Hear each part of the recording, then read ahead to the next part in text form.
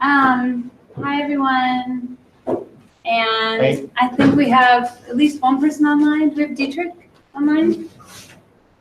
Janine, do we have Dietrich McGinnis online? He's on there, but he can't hear for some reason. Okay. All right. So, okay. Thank you. So I hope everyone's seen the agenda. I think, Linda, you said you had maybe a couple copies. People haven't seen it. How are you? And I thought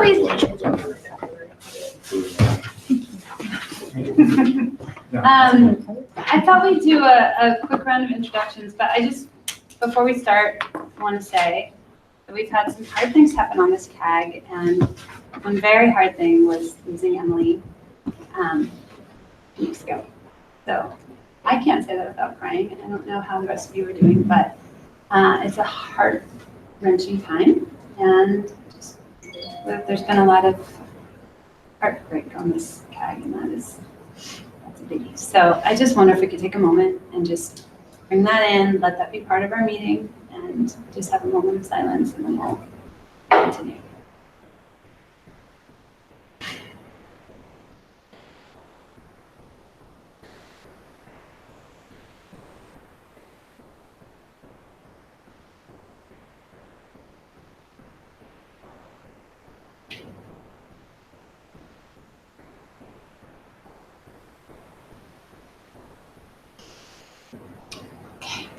Thank you. And hopefully that can sort of soften our hearts as we go through some of this tough stuff. Help us listen to each other. I just wanted to do a quick review of what we're doing tonight to make sure we're all on the same page.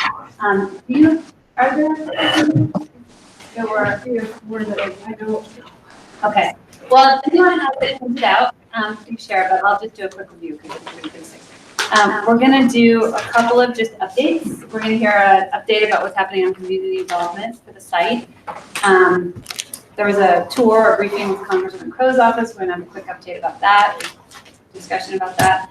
And I know that we had a bullet for just confirming what the plan is for engaging the TAG advisors. And that, so we'll have a discussion about that and where we go with that.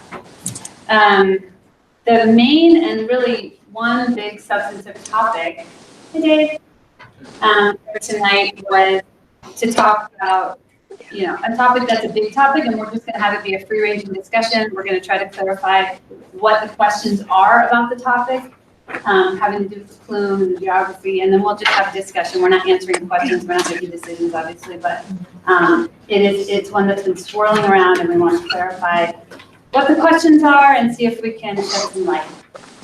And then lastly, I would love people to be thinking about September, because starting at the beginning of the meeting, so if you have topics come up that you would like to see addressed in September, we're going to spend a couple minutes at the end of the meeting deciding what our topic should be, and so it'd be great to know who from EPA is going to be available for that meeting. Will you all say?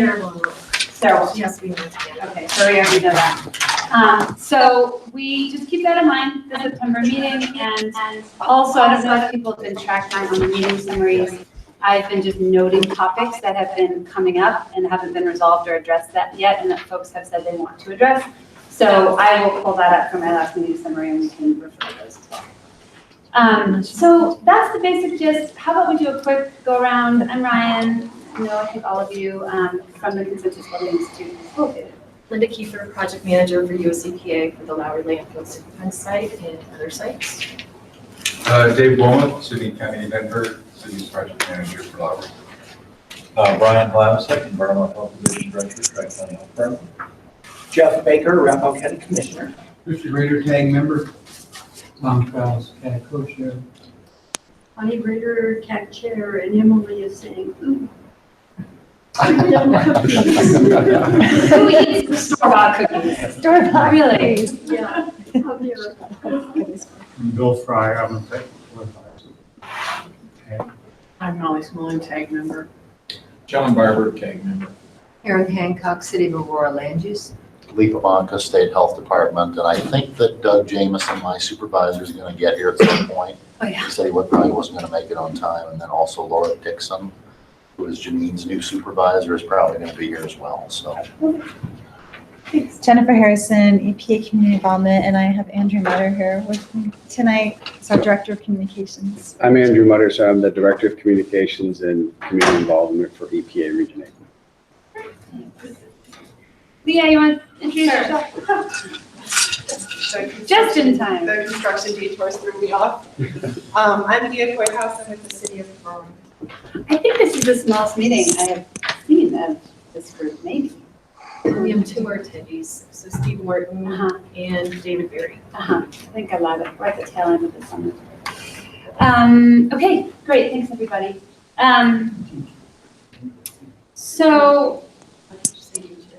Oh, Dietrich. Well, we can't hear. I don't think we can hear Dietrich, right? I don't know yet. He had to reconnect now. Wait and see. Dietrich McGinnis is the tag advisor, works with Bill, and is at least listening. He may be able to chime in or maybe not. We're not sure. He wasn't able to hear it before. So we're trying to figure it out. I think it's on his end. He's off here and stuff. And I Okay. can hear everything here. Okay. I just wanted to also, before we turn, I think to EPA to give some updates about community involvement, and then we'll hear about the tour that happened. A couple of things about just these discussions in general, and I thought I would say this again just because tonight's discussion is really one that is just sort of open. It's just a reminder that this group really formed to try to understand what community concerns or questions are and listen and then hopefully be responsive and also as a two-way communication channel then to share information.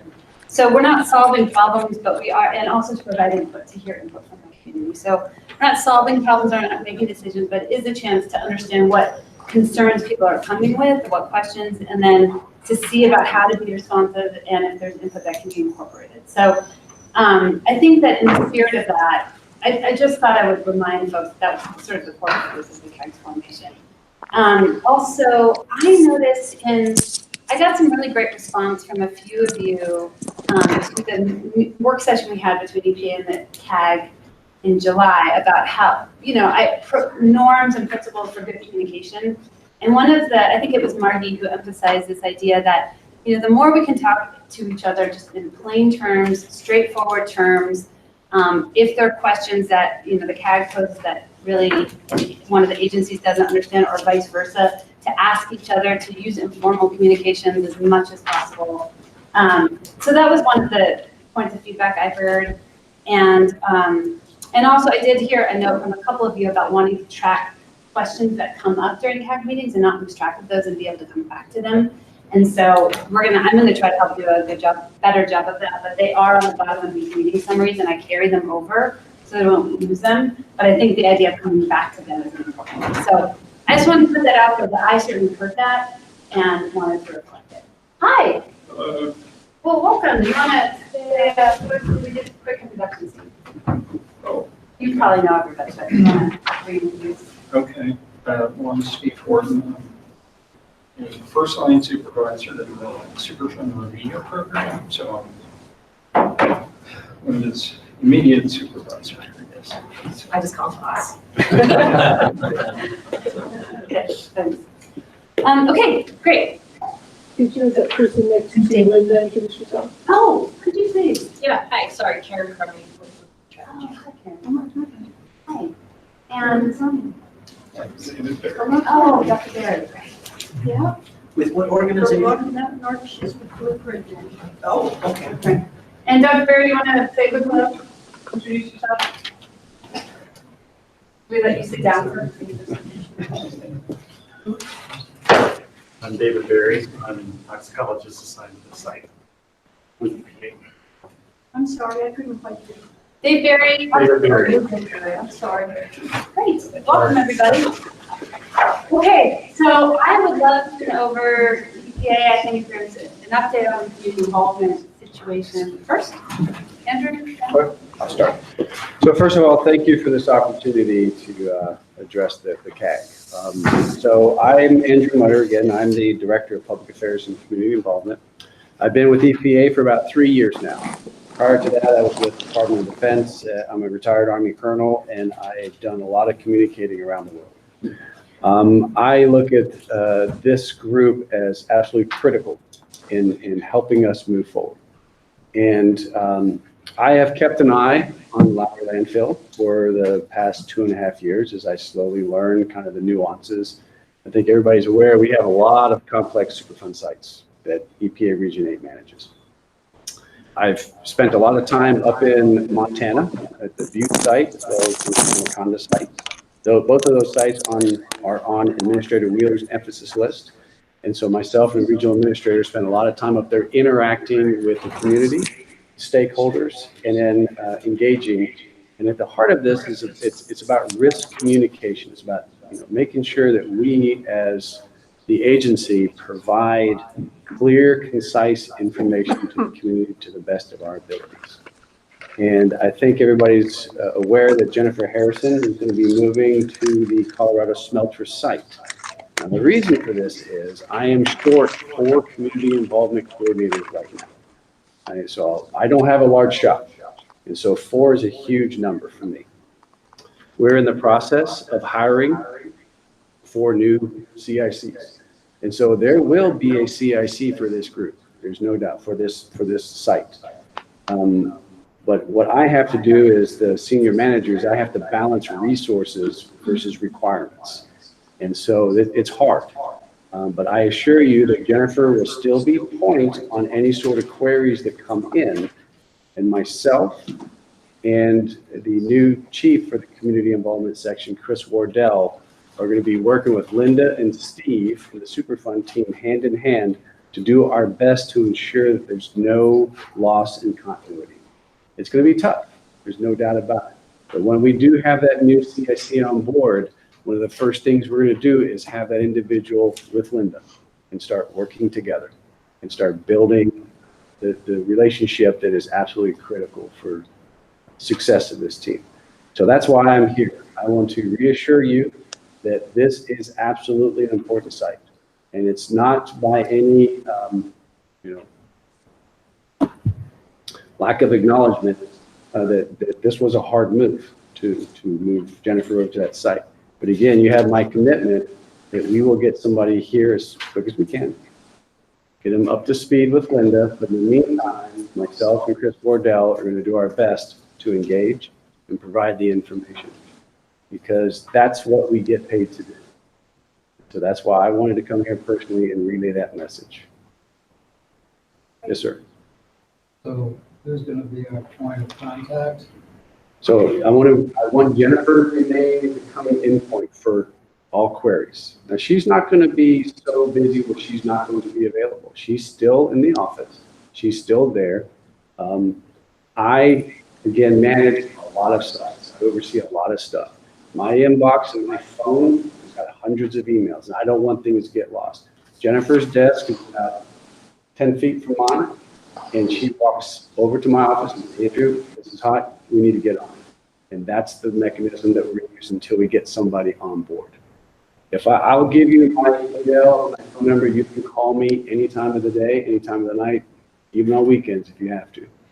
But again, I am one person, and I've got a multitude of responsibilities, and I don't want something to sit in an email box because I didn't have time to get to it. And I truly believe in timeliness and trying to respond. I push my team the same way. If we get an email, we just send something back, send a call, make a call, say we got it. We're going to work on it. So Andrew, in terms of protocol, do you want folks to send questions or queries to Jennifer with copies to you and Chris and then like everybody, or is there like a backup? Or? I haven't put that much thought into it. I'm looking at Linda right now. I don't want everybody's boxes, email boxes. Okay. I don't want to break protocols and make things more difficult, because having Jennifer kind of focus on another site's enough turmoil into this. So I'd like to try to keep it as streamlined and seamless as it is now, but please add myself and Chris Wardell. Folks have other questions, input, about anything you just heard? Well, I sent out a letter and I sent a hard copy to Linda because I know how full her email is. and this was an important letter, and so I did that. Are you suggesting from now on, I send it to Jennifer and then, and to you, and to Linda? You can. That is a way that it is in my email box as well. But again, what I don't want to do is you send a letter, and I saw the one that was sent yesterday or today.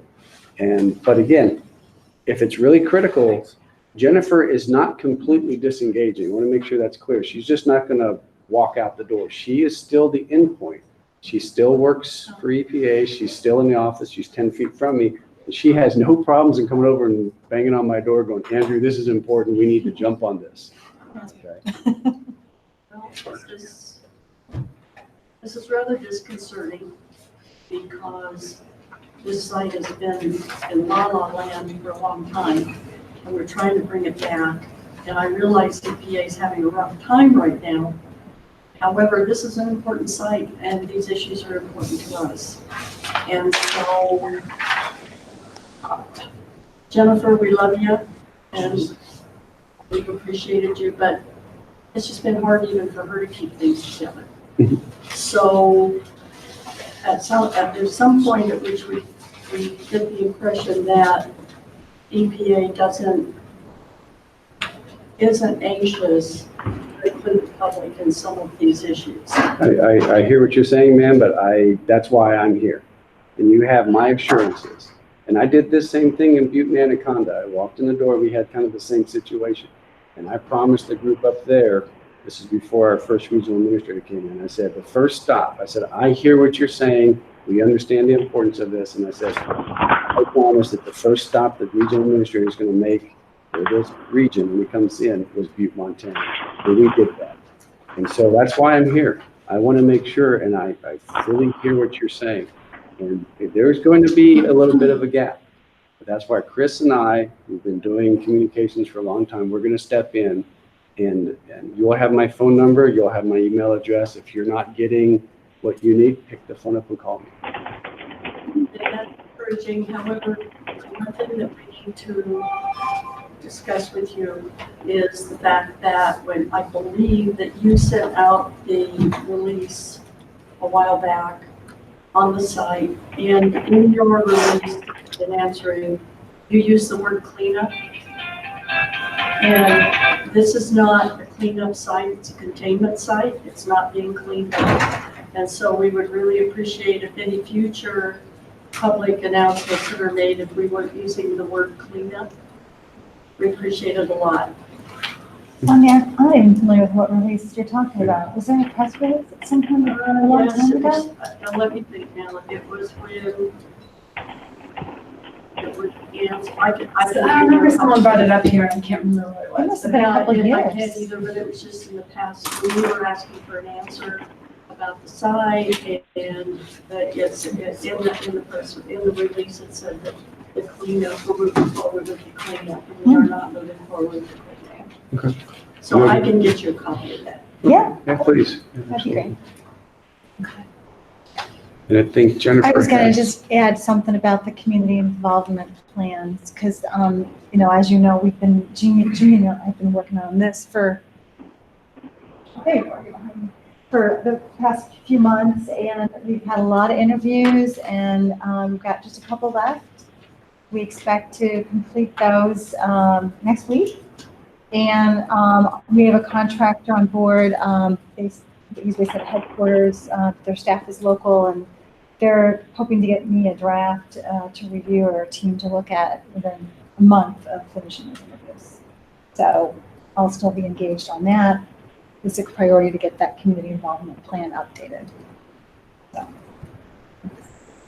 Doug and Sonia, you both walked in and we did introductions. Do you all mind doing a quick introduction of yourself? Someone's CAG member. I'm Doug Jameson with CDPHD.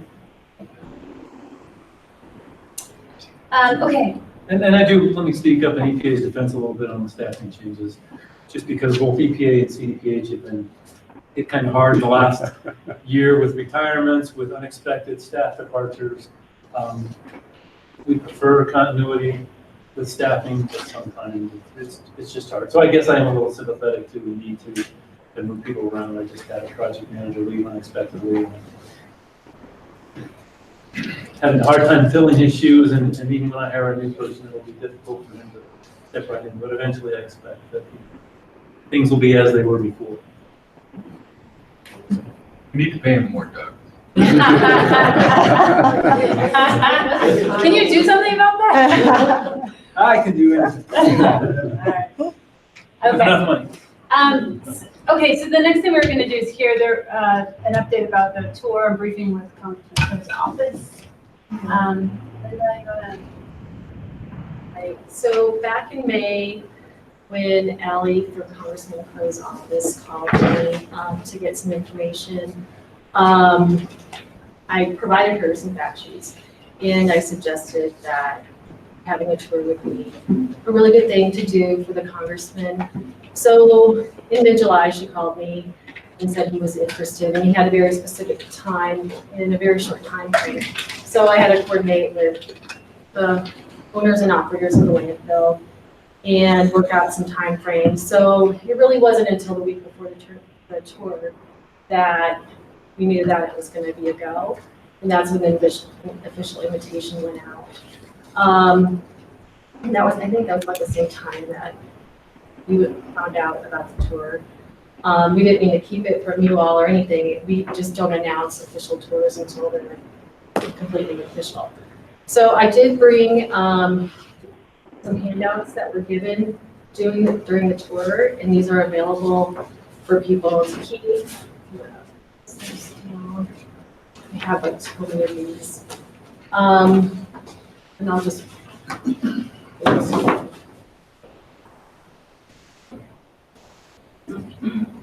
And then, so we put together a PowerPoint presentation for the tour. The congressman, instead of having an hour and a half like we had originally thought, only had an hour. So we had to really shorten the presentation that was given. So the full presentation that's in here was not formally given. We did go around the site, and he had the opportunity to talk to David Berry, our toxicologist, and Sarah Teschner, our hydrologist, who answered some of his questions. Ken Buck's staff was also on the tour. The actual Lowry landfill is in Ken Buck's district, and then north of Yale is Jason Crow's, and so that's why we invited Ken Buck to come along. Also during the tour, Ally said that some city council people may be interested in a tour. I haven't heard anything further about that, but if they do want a tour, we'd be happy to do it. If you guys want another tour, we'd be happy to do that too. And if you'd like me to go through the presentation, I can. I did put EPA's website. We did put this up on our website today. However, it's under maintenance, so you won't be able to view it until sometime tomorrow or Saturday. So do you have a preference? Do you want to go through it, or? So the copies are inside the handout that you just circulated? Yeah. So this is really small. So some of the maps and things I printed out so that they're bigger so that you'll be able to read them. I did notice a couple of the slides are kind of hard to read, so that's why if you go to the website, you'll be able to see the full presentation. Can we just, haven't had time to look at this yet, but opening these up, couple of things. What is the water treatment plant? It's not a pump. I don't understand this slide. I'm not going to treat. That's the remedy. So a typical pump and treat is where you're actually trying to extract all the contaminants out into them. So we have the water treatment plant, and that's to minimize the amount of groundwater that's within the slurry wall. But I'm sorry, but the water treatment plant is to pick up the contaminants escaping to the east and to the northeast and at the boundary wall. And they are treating it because there are contaminants escaping from the site, and that's how you contain it. So if it's not trunk and tree, you're not containing. Yeah, without getting into details, I think what EPA was trying to express is there's two different strategies there. One, a containment strategy with regards to containing the groundwater on the site. Pump and treat, a little bit different. Those are where, yes, they are. Where you're trying to remove all of the groundwater contamination, actually restore the groundwater through a pump and treat If system. you're restoring the groundwater and trying to take everything out, then you become a cleanup site. And we're not a cleanup site. And according to the 2008. I think you're missing the point here. It's more of a, pump and treat is more of a technical term, the state of art terminology, and that's what's kind of getting lost here. No, it's not, because what you're doing is what you've been doing for so long. If you're trying to misuse terminology in order to change what's happening, what people's perception of what's happening in the site.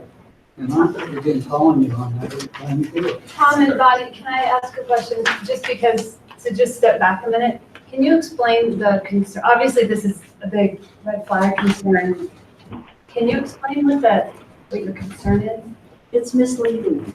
It misled the congressman. If he's supposed to sit there and make this isn't a pump and treat site, and yet we have pump and treat going on, it's misleading. And say more about the concern about misleading about what? Because just to be clear about what's the fundamental concern you have about him being misled. We want people to understand what is happening at the site. Because as a public, we quite often are accused of not having accurate information or overblowing. And yet, when we want Congress people to understand what this site is, and they're told it's not a pump and treat site, yet we're pumping and treating, this is misleading. So yeah, I this slide really way. So when Superfund started, there were a lot of windows, And so they explored ways to manage that. And at that time, they figured out the easiest, most active way to do that is to contain it. So we call that our presumptive remedy. And so it's not, that's versus a pump and treat where you're trying to extract all the contaminants out of the ground. That's all that slide is meant to be. Is that it's a presumptive remedy. What does the rod say? Is Wait, this containment in place, Wait, Bill, or is this a cleanup site? can you use the containment remedy? Tom? Fine, that's what the rod says. The pump and treat, you can argue about whether you're pumping and treating, but that's incidental. It's not what the objective is in the rod. Is that what you were getting at also, Tom? So what I'm trying to get to is that the site is refusing to accept the 2008 EPA guideline on how a pump and treat site should be established. And number one, you're pumping. Number two, you're treating. And what they try to do, the pump and treat thing, is not to, in that 2008 guideline, I've read it, if you've got this whole area of contamination, you fully define that area, which again, we still haven't done, and you define how deep it is, which again, we still haven't done. And then you put in wells that are appropriate to be able to pump from the bottoms or at the sides if necessary and treat. But that doesn't clean it up. That's containment. And that's what they talk about in the 2008 guidelines. So this is, to me, an attempt to try to bypass what the guidelines are of the EPA, and that's why I think it's so important. So it sounds like Steve is going to respond, and I will just note that this is something that has come up, right? The question of the 2008 guidelines. It's actually in like 3 different meeting summaries as a topic you all have wanted to get to, because I assume because of this topic, am I right?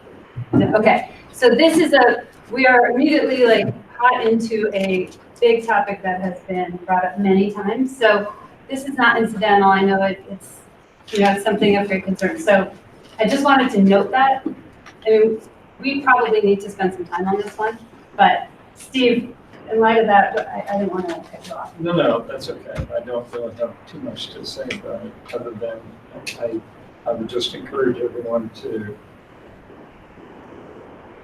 please listen to each other and carefully and what we're each saying, because in some cases I think we're talking past one another rather than truly listening. So we understand you're very concerned and you don't want to miss information and misleading information, going to the public, to elected officials, that kind of thing. I don't think at all we were trying to do that. The truth is, with the congressman, we had maybe 45 minutes of his attention, during that entire time period. And so Linda, obviously you can't boil 30 years of history down to, 5 minutes, trying to convey it. So this was an attempt to capture the salient points, if you will. There is obviously pumping and treating going on at this facility. What's the purpose of that? Is kind of a different issue, and that's where we're not disagreeing. In terms of that, Linda alluded to this indirectly. Are we attempting to totally restore this area? No, and nobody's saying that. But as part of implementing the containment rate, are we pulling stuff out of the ground and doing something with it? Yeah, certainly. So I just encourage us not to get too locked in on the terminology, because there was no malintent, in terms of picking words. We're trying to use common language to communicate with this elected official whose attention span was limited, So that's all I thought. Yes, sir. I don't have, there's not page numbers. See the page 7, upper left, upper right. Just summary. Currently, no current exposure pathway exists. If an exposure pathway did exist, trace levels of 1,4-dioxide in the plume do not pose an exposure risk to individuals living nearby. Do you have proof of that? I don't think that's Where have provable. you tested? Where have you tested? I don't think that's a Other fair than the 2 statement. deep wells, how do you know no one is exposed? And I'd like to go to our risk person.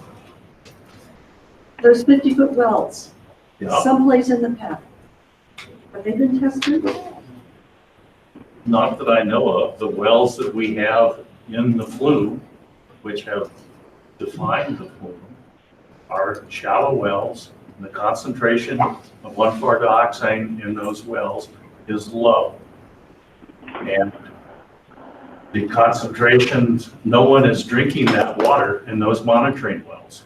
In those And the monitoring water wells, out yes. there in that Yes. shallow aquifer, Yes. I would hazard to guess, does not meet Colorado drinking water standards due to TDS and nitrates.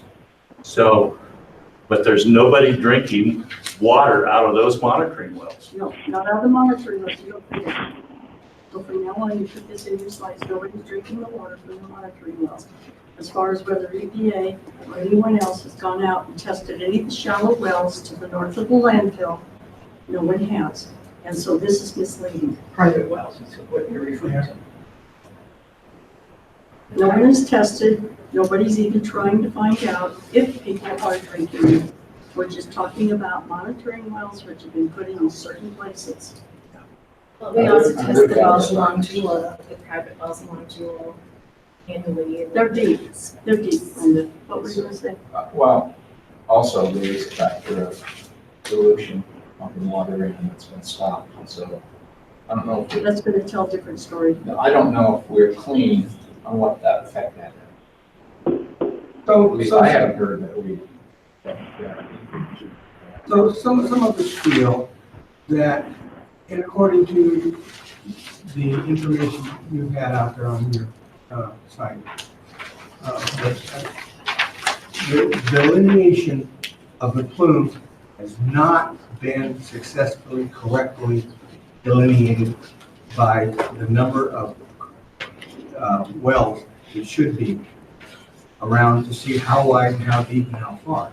The 5-year review found that vertical delineation needed further study. I'm talking about actually drilling, monitoring wells. Right, so, and I do have a map in here, figure 1.4-axis.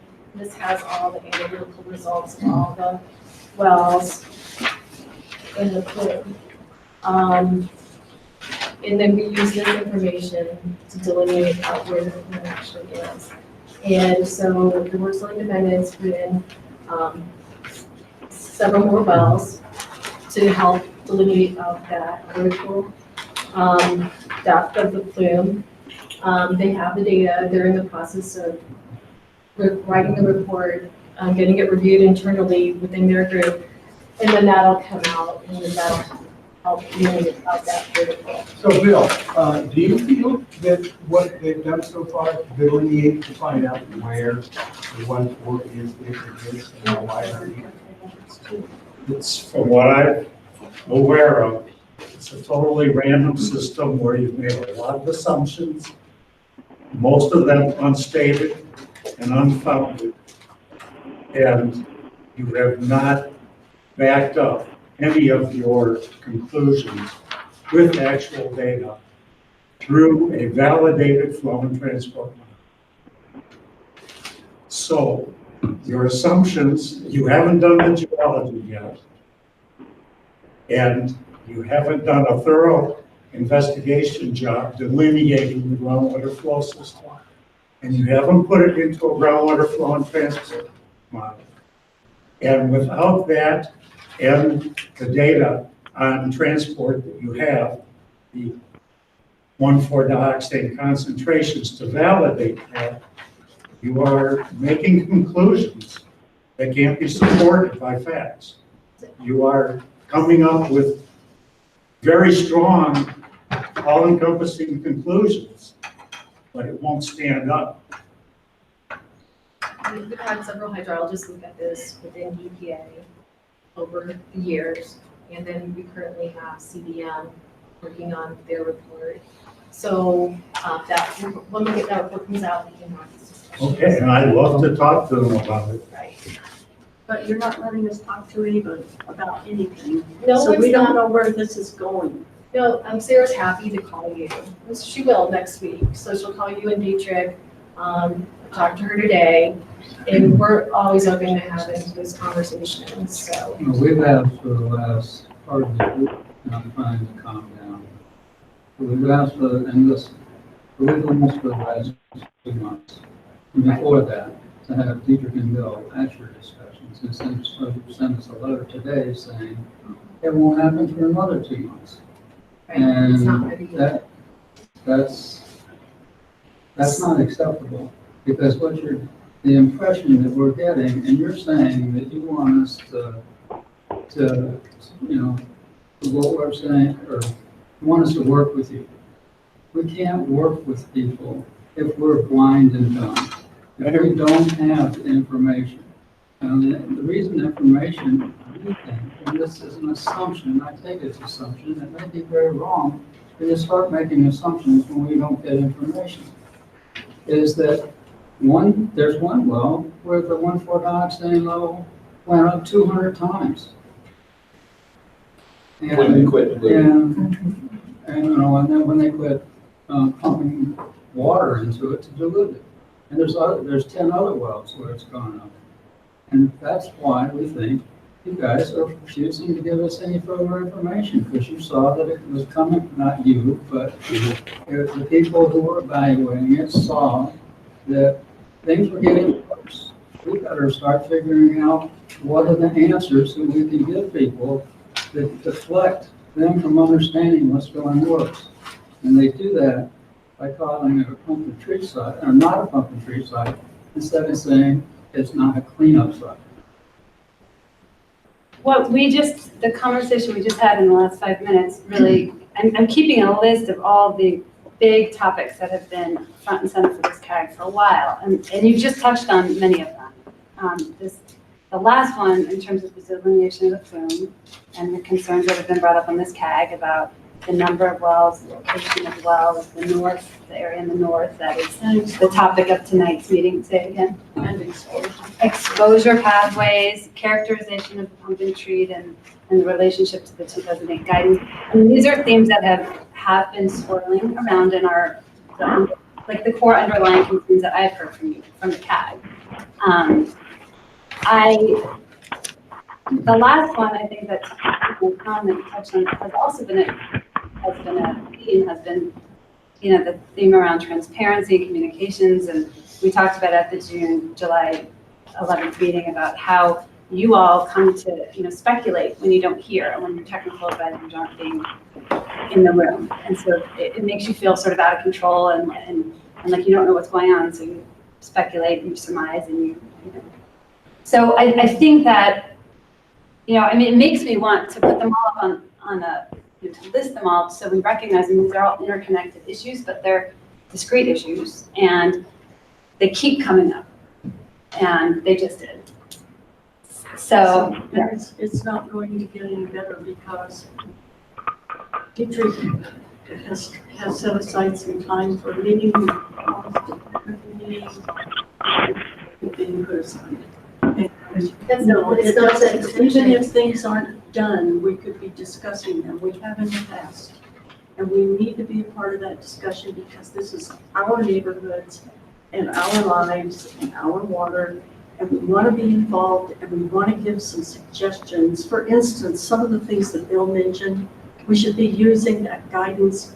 We should be doing those things and we're not being told we can't and why we can't. And this is not the old EPA that I remember. This is very sad. And I don't know what we're going to do, but Dietrich has set some time aside so we can fly out here and we can have a decent discussion. We can find out what's going on in our neighborhood and how we're going to be impacted. And so that's what we're after. And I don't think we're going to get that meeting that we asked for. Did you get the email from Linda? Yes, it said, no way, Jose. It said a couple in the time frame. Right. Well, I beg to differ with that. What the email does say is that we're more than willing to bring all the folks together that you requested, the EPA, the state, and your technical advisors. Your date that you have, yes. This one today? This Yeah. says that? Yes, it does.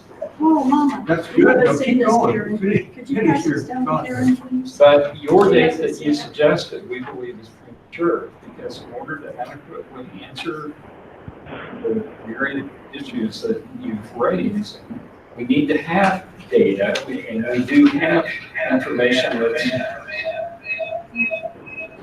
Whoa. Just like it's Twilight Zone. Yeah. Sorry, go ahead. Anyway, go That ahead. it should be in a much better condition or format, if you will, for us to share with you. And they need time to look at it as well.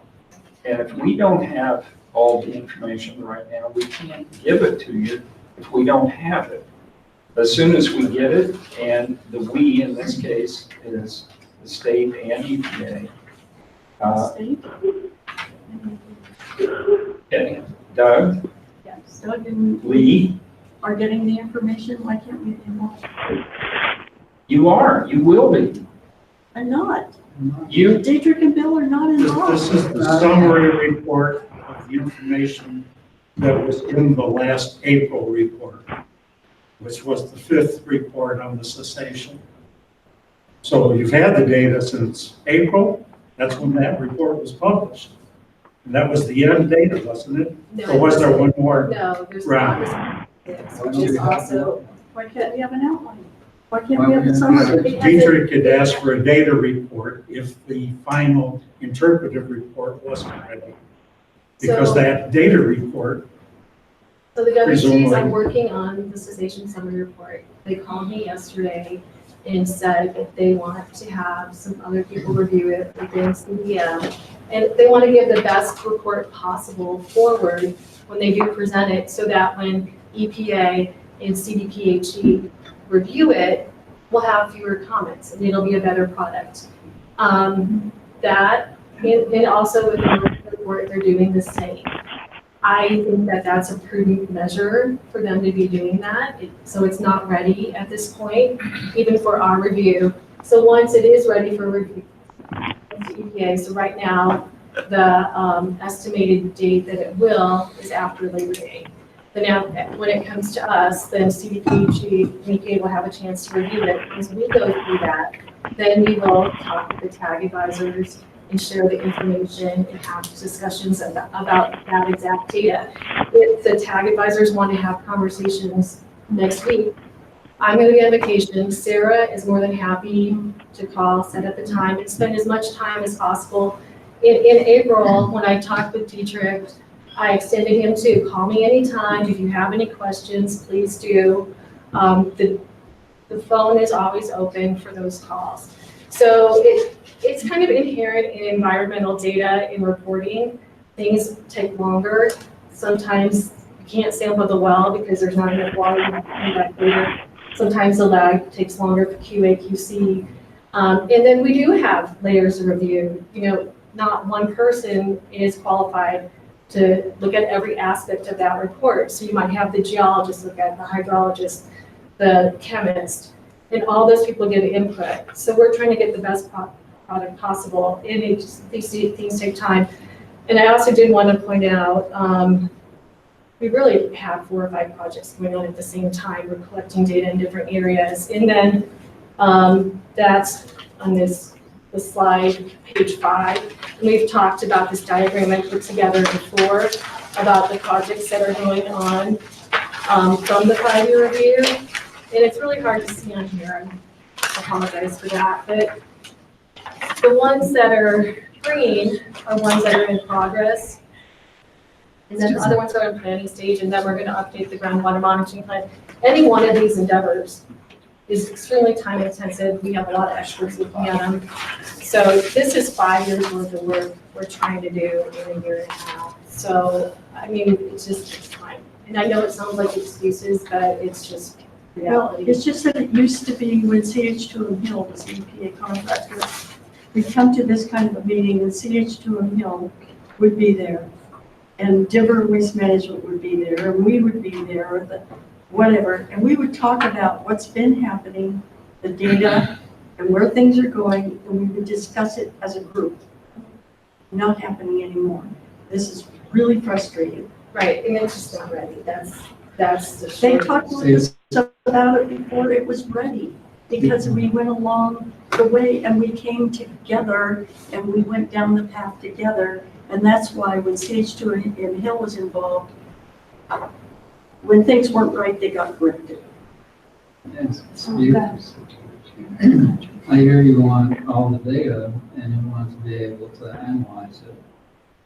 So do our technical advisors. We got every report fairly reasonably within a month, and as it got longer, it was 2 months. But anyway, we've got everything on the first 5 reports.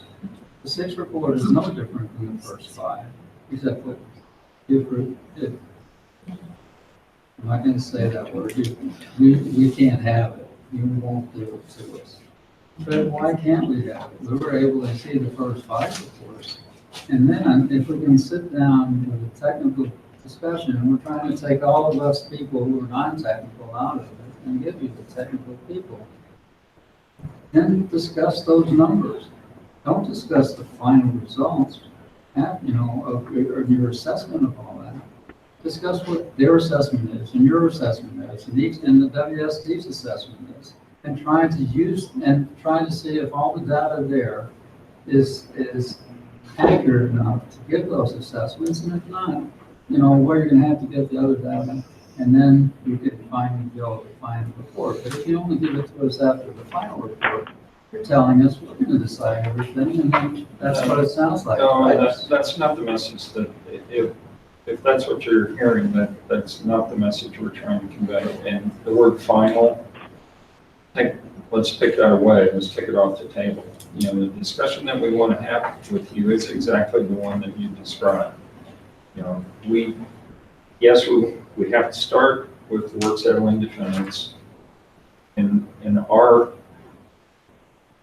agreement that we have with the state, we then need to get with the state and talk with them, and then share that product with you and all, you know, your advisors, and have just the discussion that you described. So it's not final, it's not a done deal, it's not after the fact at that point. But, you know, as the reports over time, as we get more data, literally, a larger volume of data, and you try to bring forward or incorporate the database that's still relevant, it does take a little more time. So, you know, I apologize for the delay, and yes, I agree with you that the pace has changed for a number of reasons. Personnel changes and other factors have gone into that. So, but I want to assure you that the conversation you're describing is still going to happen. I'm sorry, not in September. The earliest we think we can do it is in October, and I hope you can work that out with Dietrich and other folks. I'm not sure if my audio works, if you guys can hear me. And to mention, have them call Sarah. Let's try to go ahead and queue up, you know, some of the questions, you know, that they think they may have, so we can be prepared to have that discussion. So Margie's has been up for a while, and then we'll come back to you, Tom. I appreciate what you're saying, but one of the comments that I heard from Linda's discussion, I think, was we want everybody to review this so that when we hand it out to people, there are fewer comments. That really bothers me. Let me clarify that. We're supposed to have more comments because there's more information for us to review, not have you whittle it down to where, well, okay, nobody can ask any comments or any questions now or have any comments because we've just nailed this right down.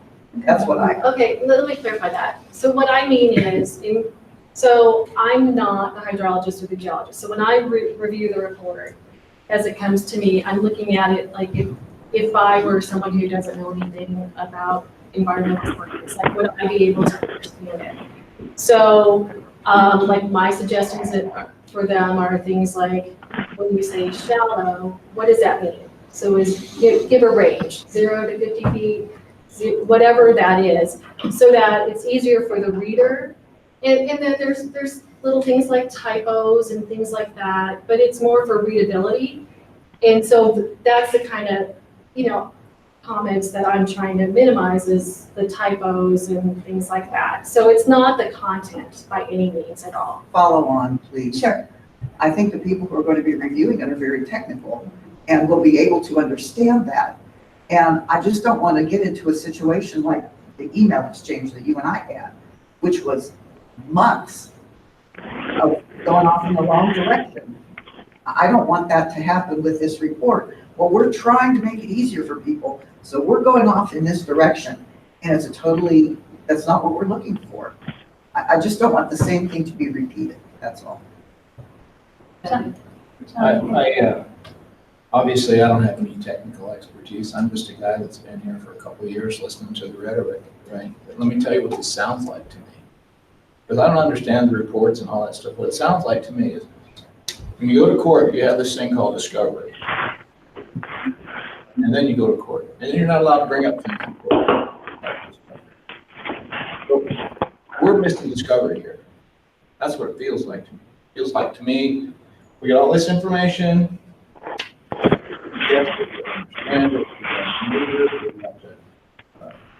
Do whatever we got to do, massage it, so you can understand it, and then day in court, here you go. And it's like, well, okay, let's back up now and waste all this time. Marty's got gone around the horn, and unnecessarily. And that's what it feels like, and whether that's happening or not, it feels like we're being manipulated. But when we get this information to a point that's digestible to you or understandable to you, we'll let you know.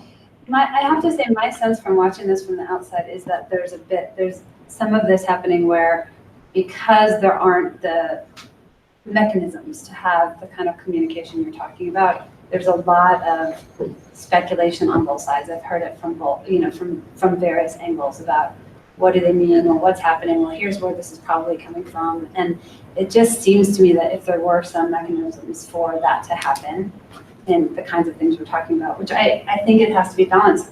As a person from the outside, I'm thinking EPA, I see how strapped you all are. I'm wondering what is realistic in terms of minimizing the fallout that comes from when you have a group of people that feel totally, that feel like what you're describing, which sounds like it feels shut out.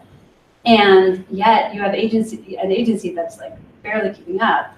On the one hand, I assume there's an interest in minimizing the time spent on the back end. On the other hand, there's a real limitation. So I don't know what the answer is, but that's definitely what I hear. Tom? I think the answer is give us the data. We have technical advisors that have been on this site for over 10 years. And except for you, Steve, that's more than most of the people you work with. And why not accept their technical advice? I haven't received the data yet. Yes, you have. You received the 6th report and you haven't given it to us. No, I don't have it. I don't have this.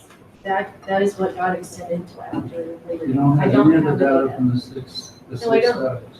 I do not have it. How can you be analyzing? I'm not. When I talk about reports, I'm talking about reports in general that I get the WSDs. Yeah, let me step in here. I'm not quite sure what the 6th data report is, and I actually can't access my email, otherwise I'm trying to go through and kind of resurrect their. And what Linda and we were talking about is the final cessation report.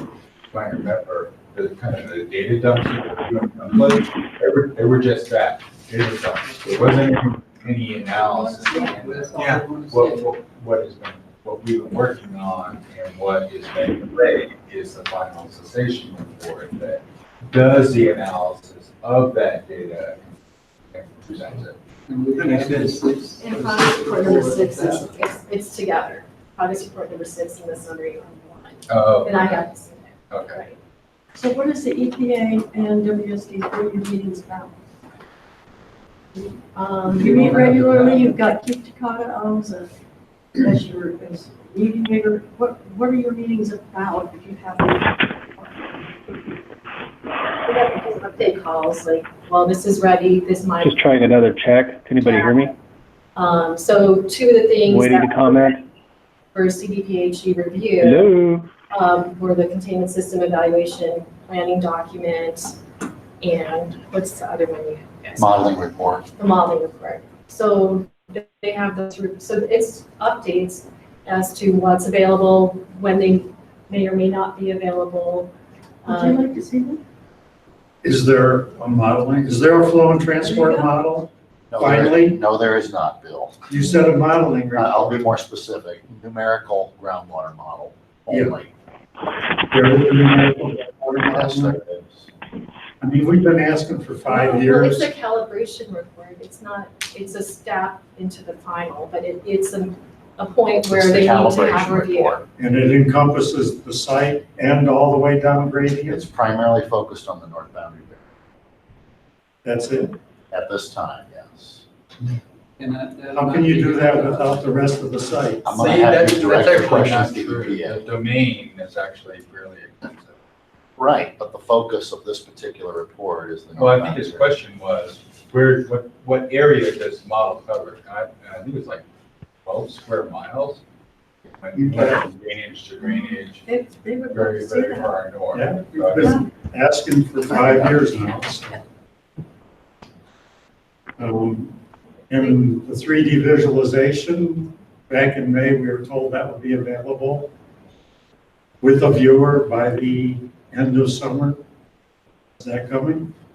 So we had a contracting issue with Tetra Tech and. I mean, that's been in the works for 4 years. I know, it's almost done. It's a long time coming, but because of contracting. I just want to know when.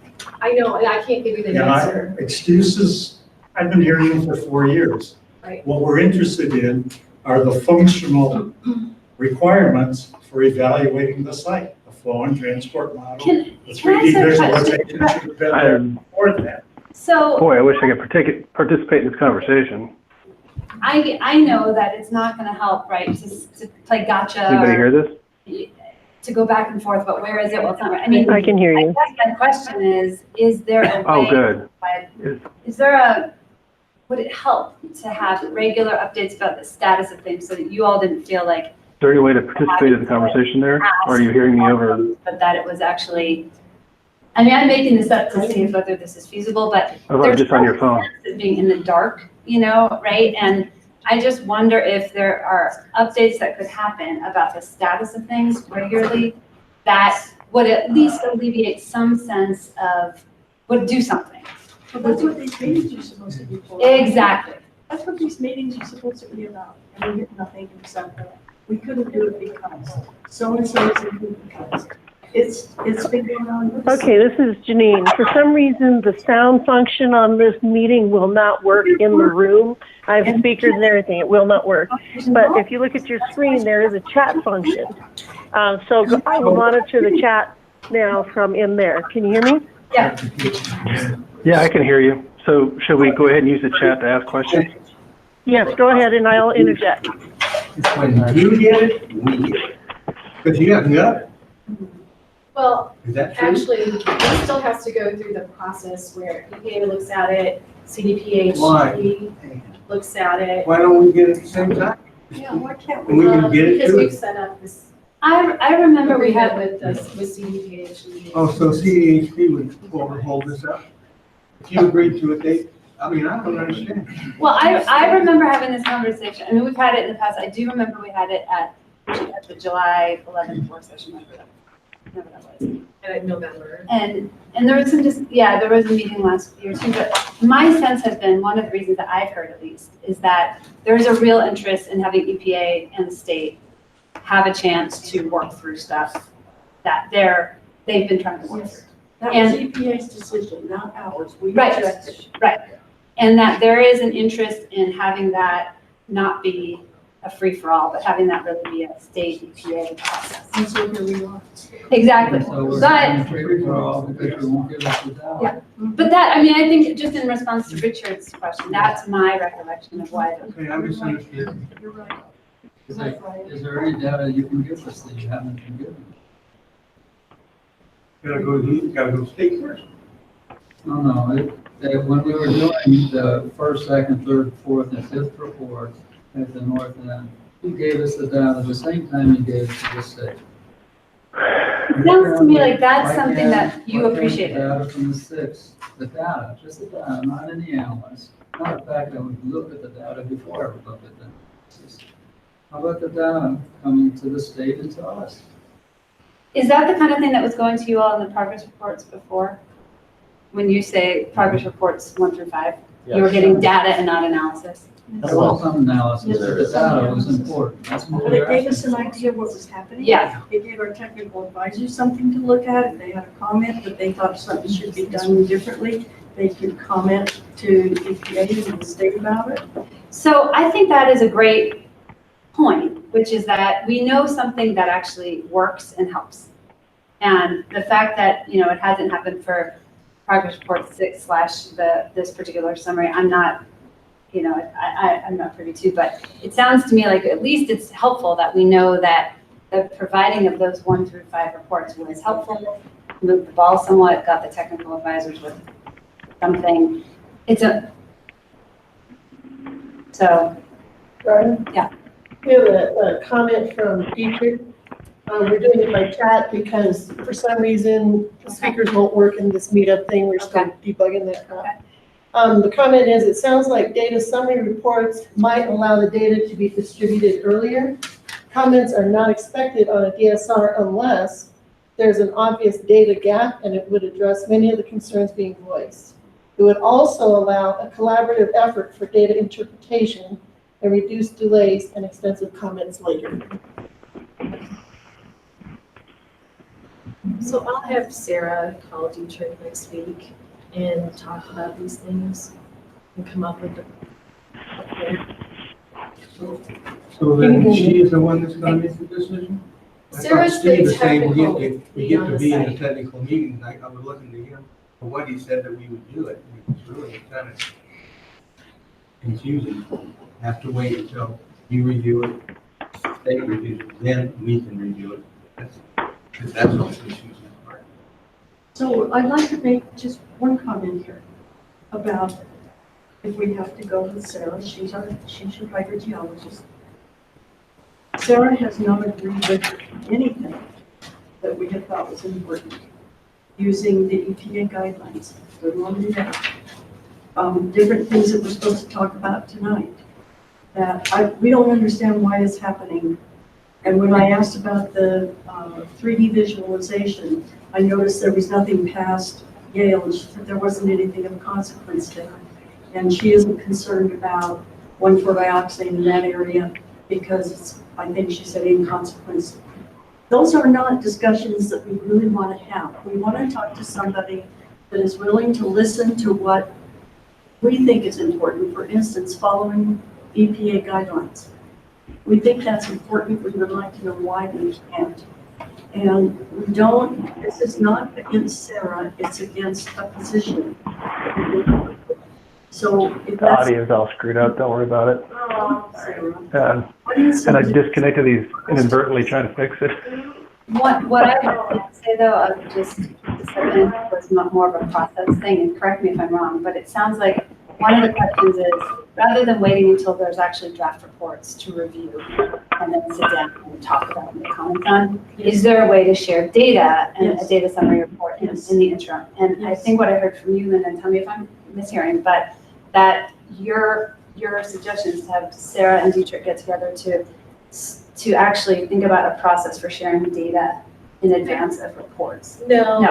Okay. It's to go through what is outstanding and what point in the process it's in, and when things would be expected or unexpected. It's more of a planning conversation. Okay. Not a technical hashing through issues, but a status check. And I did want to go back to your comment that Sarah said there's nothing of consequence, nor to be else. So the 3DBA. Wait, I'm going to pause there because that's the subject of that's the work session topic. So I actually would like to get there rather than making it part of this discussion. Do you mind if we hold off on that one? And Dietrich has another question. Okay, but before Dietrich's next question, can we clarify this? So is this a workable first step in terms of Dietrich and Sarah getting together and can you say again what you're envisioning they do?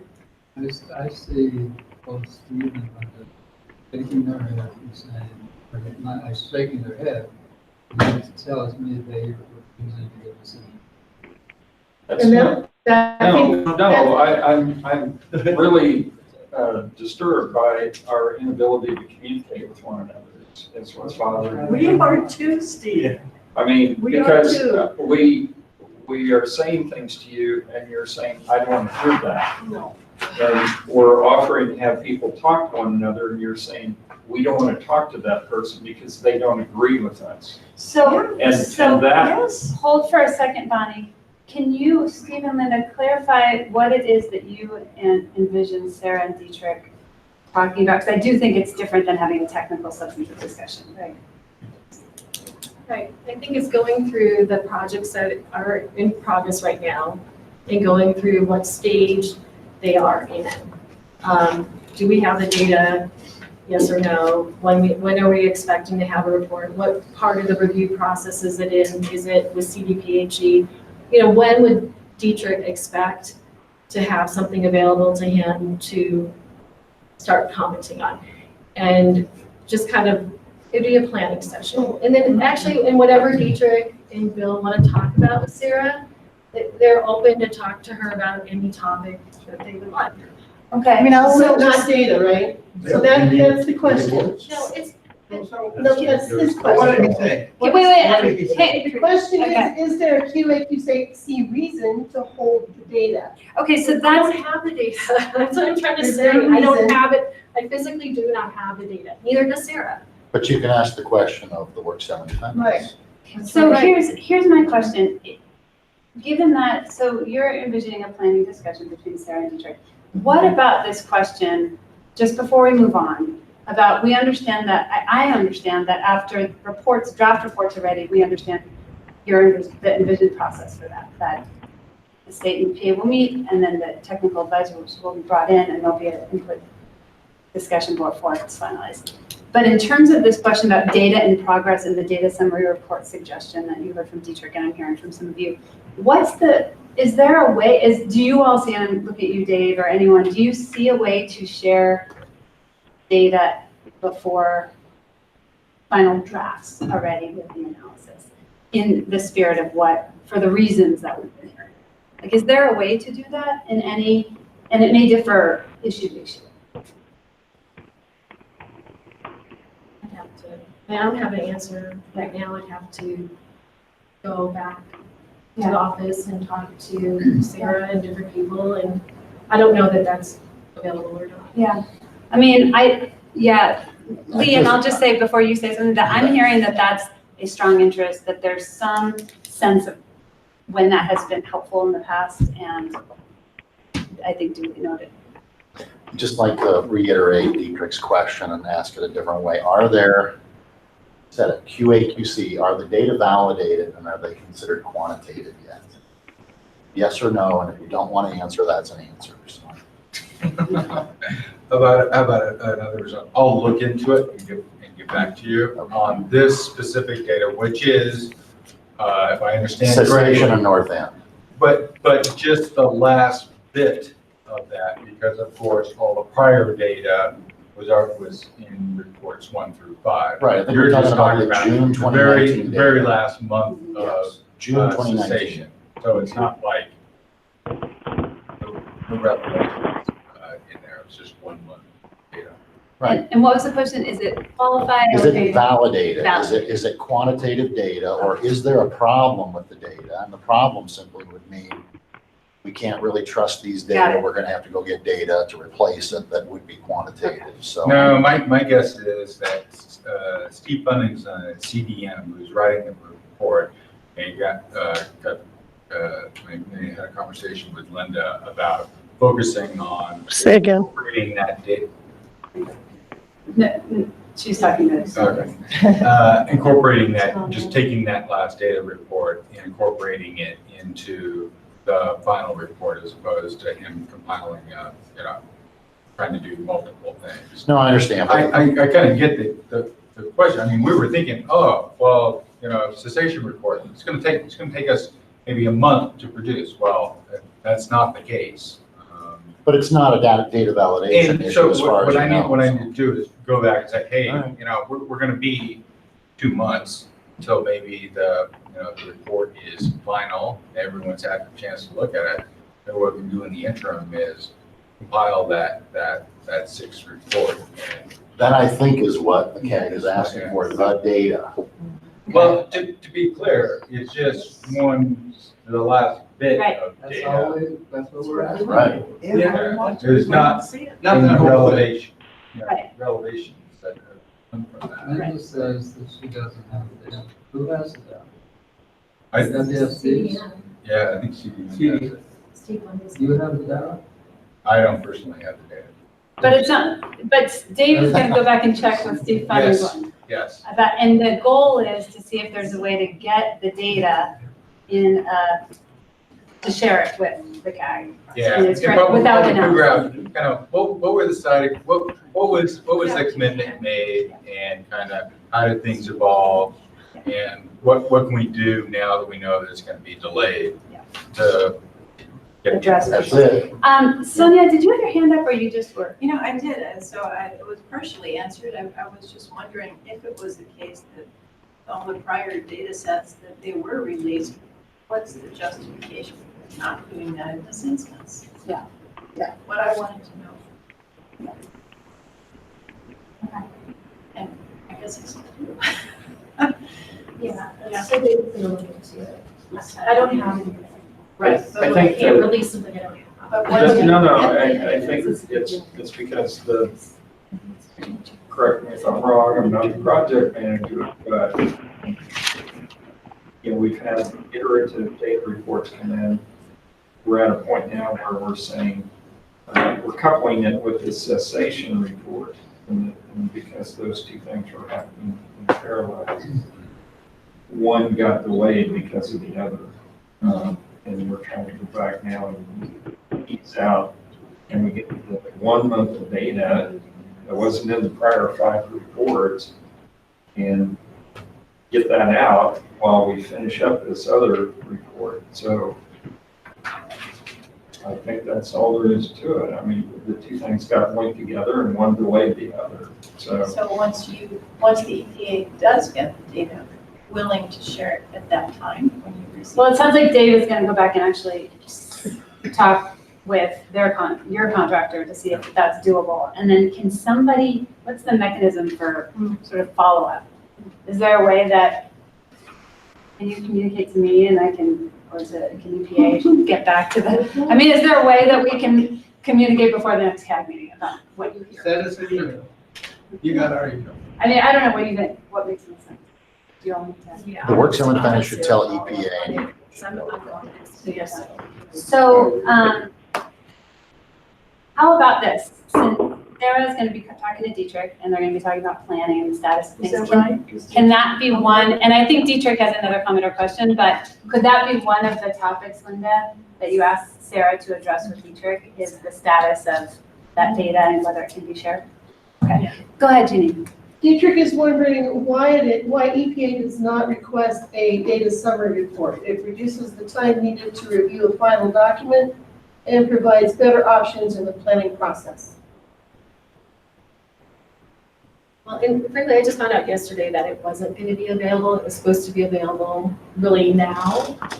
So they asked for an extension and he told me that it wasn't ready. So it was new information to me. So we will have Sarah look into it and communicate with Dave, and then they'll get back with Dietrich on it. Well, I think that part of that question was a suggestion in disguise, right? To consider. Well, so this is me talking, not Dietrich. So it sounds like it was requested by EPA, but you don't have it. Is that? Well, so originally our timeline was June when it was going to be available, and then Summary report. Yeah, not the summary. Well, yeah, the final summary report draft, right? And then it just kept getting pushed back because we got all these other projects that they're putting time into. So they have people working full time and overtime on this stuff. It's just time. I want to move us along because we have, Lee, do you? I just want to say that if there is a problem with the data validation for the last month, Works Inland Defendants and EPA would probably know about it already. So I don't think there's a problem with data validation. I would suspect there's probably not. Right. So anyway, if you can confirm that, Dave, that'd be great. So. Well, it sounds like that will be confirmed between Sarah and Dietrich. And that's how we're going to find out. Bonnie, I'm going to go to Andrew and then come to you. That's fine. So this is my first meeting and I'm a little confused on the process. So I'm going to work with Steve's team in the communication side of it. But what I hear is, Dave, that's your name, correct? Yep. Okay. You're going to go back and try to figure out where the data is, and you're going to communicate with Linda, Sarah, who works for EPA, and then we EPA are going to look at saying, yes, we need to get this data to the CAC, right? That's what I understand the And Sarah's going to process. talk with Dietrich and let him know if it's available or not. Yeah. And so I've got that part, and then if Dietrich and Sarah say, yep, the data is available, who's the transmitter to the data to the CAG? Like we've been doing with the other 5 reports. That's where I'm an old infantryman, so I get kind of confused every once in a while. That's good. Try to put things together. Because Because at the end of the day, I want to help as the communications director and with Jennifer head now. I want to make sure that things don't get lost. And I'm very deadline driven. That's how I look at life. And so when we say, yeah, we're going to get it, first thing I tell my team is when. He's a taskmaster. If they don't give me an answer, I say, okay, by Friday. and then they got to come back and say why they can't do it. So I'm just trying in my mind wrap my head around this so I can understand where my touch points are with my EPA team. Right. That So makes sense? typically because of the nature of the data and the large files, it's this huge access database and other things, Familiar with that? it normally has to come from CDM to.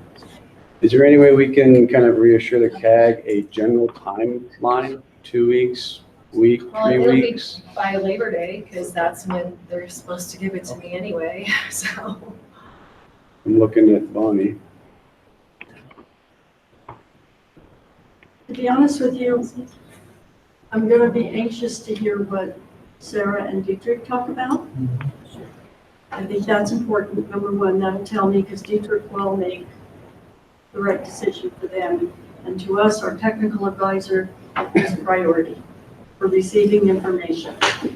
So if we can get information flow better, like what you're talking about, we know we're seeing things, Okay. and our technical advisors have something they can talk to people about and tell us what's going on in our neighborhood, that's excellent. Okay. So we'll see how that works out. And the second thing I wanted to say, Steve, please try not to be so upset with us because we say we don't, the reason we don't talk to Sarah is because she disagrees with everything we say. That's not unreasonable.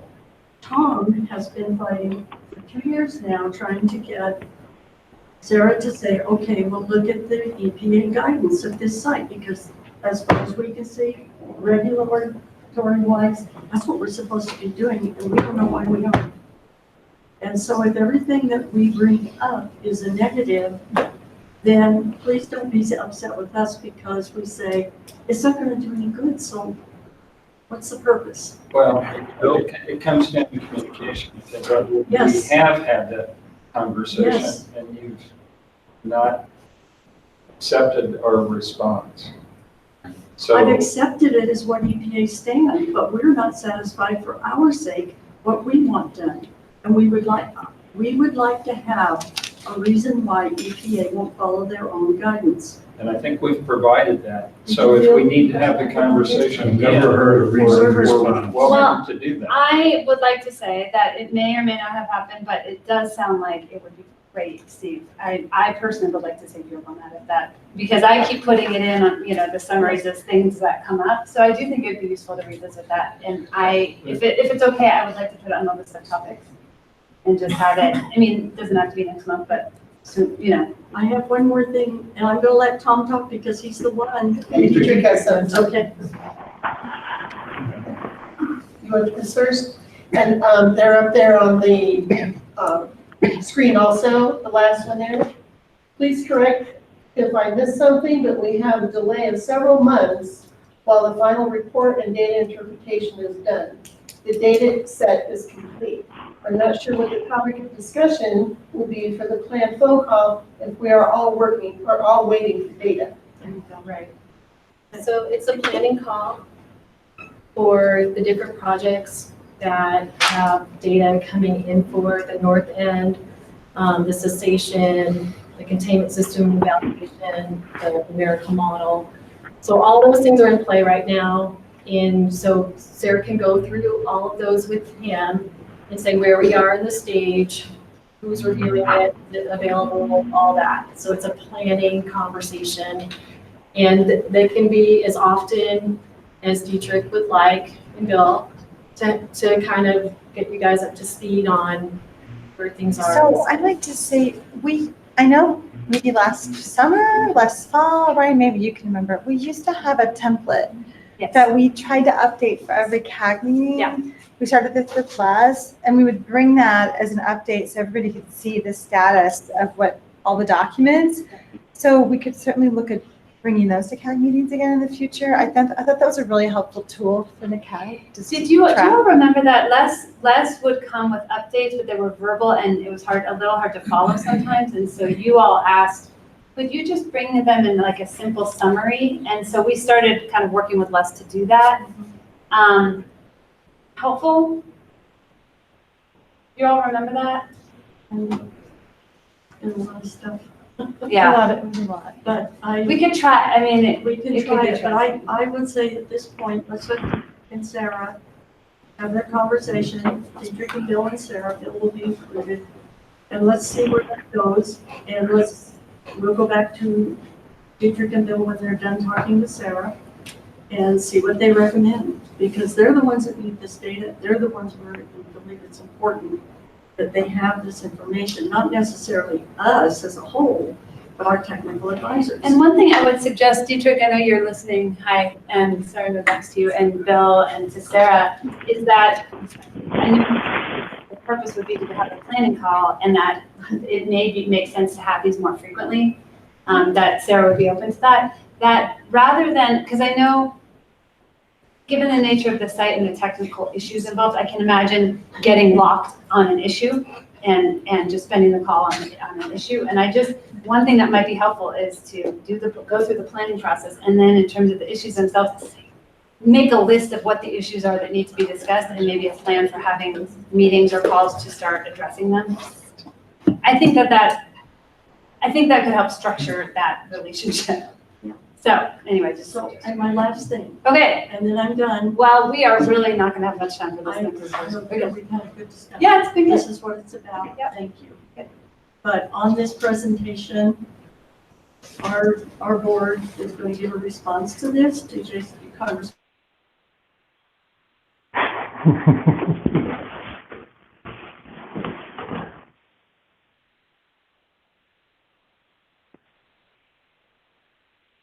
Oh, joy.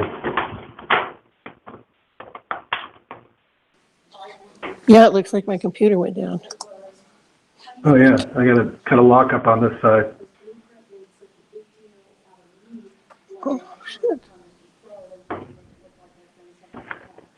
Crashed. And so that was the reason we asked for this presentation. Now I'm glad we brought it because I see now what was being said, and I feel that it's very. I don't know what happened. Because it's making us look like we're mysterious. So, yeah, go ahead.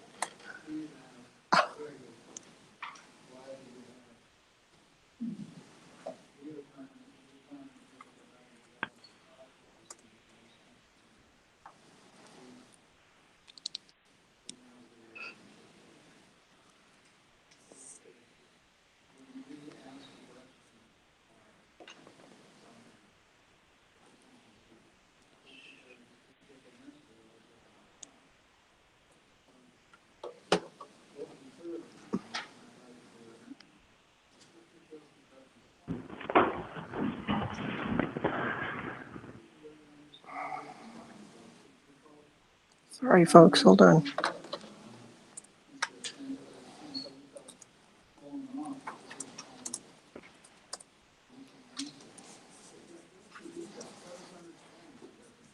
Sure, that's reasonable.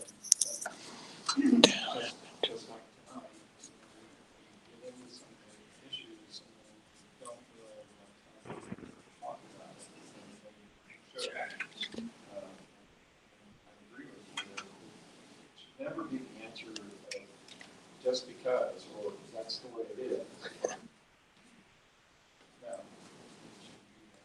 And when you say why doesn't it apply, are you referring to the EPA guidance, the 2008 guidance, or is this something else? But when you say why doesn't it apply, is that what you mean by it? Okay. I am going to try to track. Oh, there you go. Some of the things that have come up as And we're back. questions.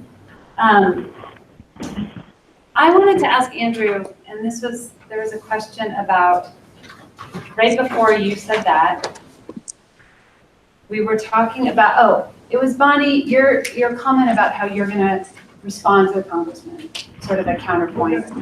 We're going to contact about our concerns. Okay, Yes. and one of my questions is, one of the things that tends to happen in this site is a lot of back and forth. We talked about this when Rebecca Thomas was here. We talked about this a lot, the idea of how can we minimize the boring emails and the written stuff that goes back and forth, and how can we have more conversations, more collaboration. And I just wonder if there's a way, and this is an example, is there an alternative rather than going to the congressman and saying, here are the things that we are really concerned about this Can you give me presentation. a good suggestion?